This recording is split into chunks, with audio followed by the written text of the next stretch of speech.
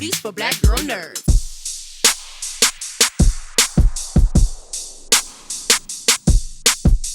Thank you, Jeffrey, for your time this Sunday. I appreciate you for Hey, spending a little time with us. thanks, Jeandra. Good to be with you. Thank you. I was thinking about your character, the Watcher, and what makes a good voyeur and one that can't interfere beyond that. When you think about time situations where you've watched things unfold, how did you stop yourself from jumping into the fray like the Watcher does and just kind of being omnipotent about what's happening? Yeah, I don't know if I do stop myself all the time. I don't know if I'm that restrained.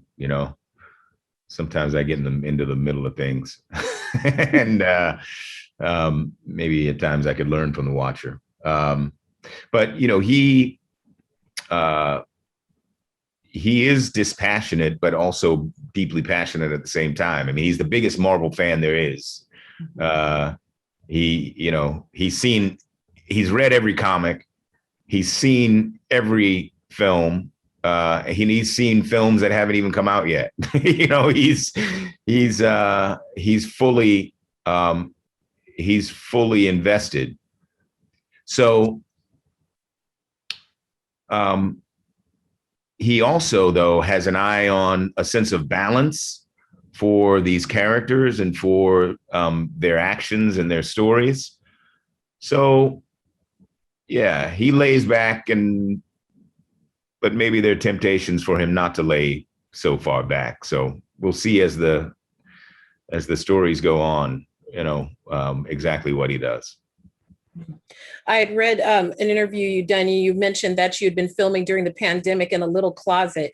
And what performing as a voice actor, could take still a lot of body movement, a lot of activity, even though it's all about, performing the role with just your voice. What is that process like for you? Is it easy for you to stay contained when you're portraying such a grand character? Or is part of the challenge staying in that small space? No, I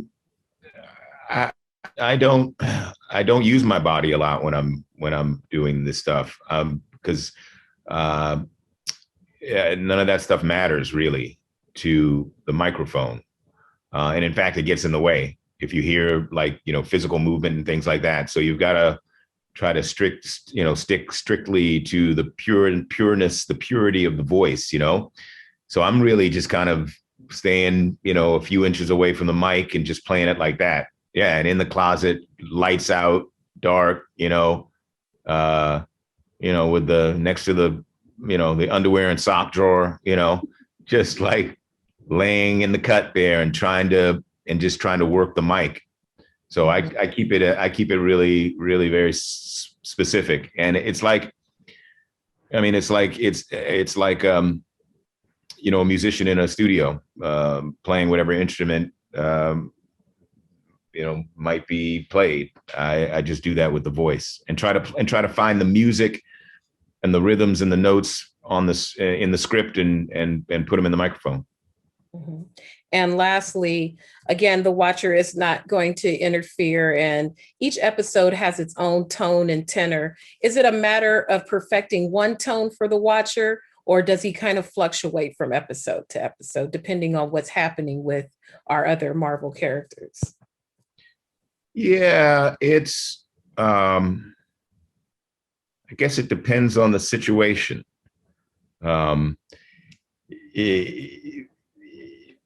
Whether it depends on how excited he is about what he's seeing, I think. Yeah. Yeah. And, and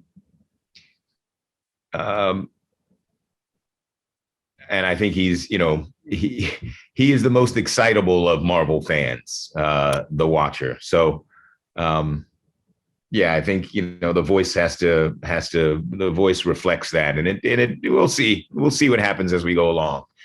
We'll see how reliable he is in terms of, his description of his restraint. Well, we'll be excited along with him. Thank you so much for your time, and take care. Cool. Thank you. Right. Thank you, AC and Bryan, for your time on a Sunday. This is a really exciting series, and I enjoyed the 3 episodes I've seen so far. Oh, that's cool. AC, beginning with you, we have a character like the Watcher who's a narrator and a voyeur, but he's not the typical narrator in that he has his own Marvel history within the story mix. How does that, having a character like that, aid the story development for the season, since he's not just a stereotypical narrator who's just there to lead us in and take us out? When it came to developing What If, the last thing anyone wanted was for the Watcher just to be, you know, the narrator. We wanted him to have a point of view, have a voice. And a lot of that was left up to me at the beginning to kind of figure out what that was going to be. And for me, looking at the Watcher and his presence in comic books, I didn't want him to be another Santa Claus god. I didn't want him to just be this omnipotent force down below, being like, oh, shucks, isn't this sweet? When I started playing around with the character, I kind of went to the pizza rat meme, which I've joked about, just because this notion of like this just detachment from humanity, detachment from these stories, starting off from almost like a cue from Star Trek place, and then letting him and his voice grow over the course of the series. We were so lucky to get Jeffrey Wright involved. He is, the phrase dynamic actor is not enough. He's a freaking national treasure.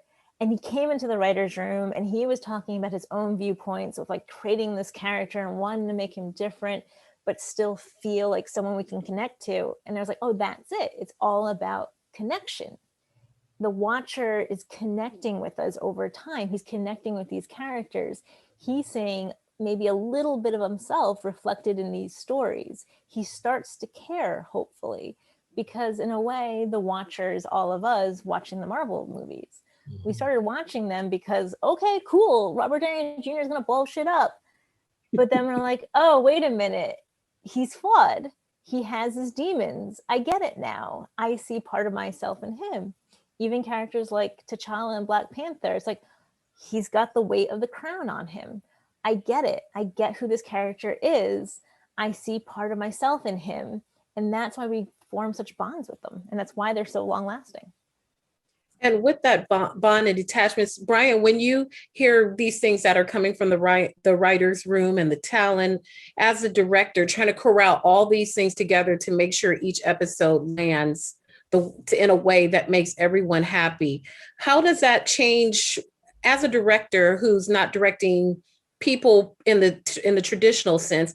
How does that make your job easier, more difficult? How does that shape your path into executing all of these episodes?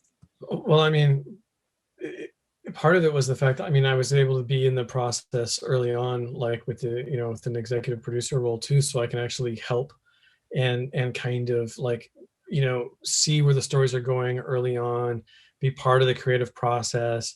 So therefore I get an inside view of maybe like where the writing is coming from or what AC might have in mind. And then she and I and Brad can riff on that and go like, ah, and then we can kind of start dovetailing into something that we all want to try to say together.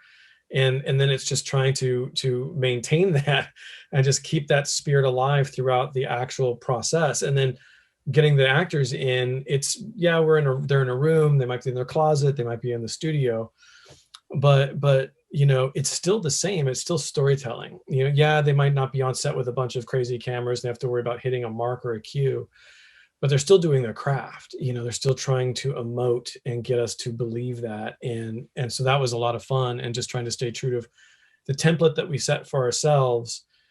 And then they bring stuff to the table and you're like, oh, you know, because you see things that maybe you didn't necessarily realize until they're actually speaking the lines, saying the lines, living the moment.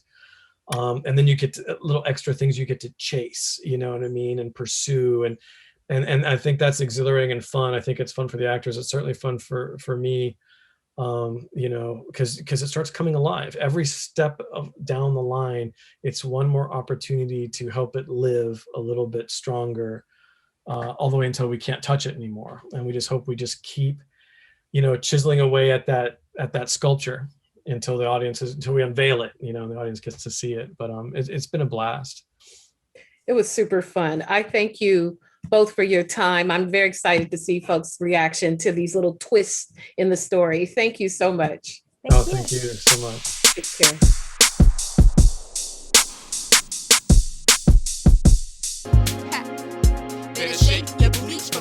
nerves. Better shake your booties for black girl nerves.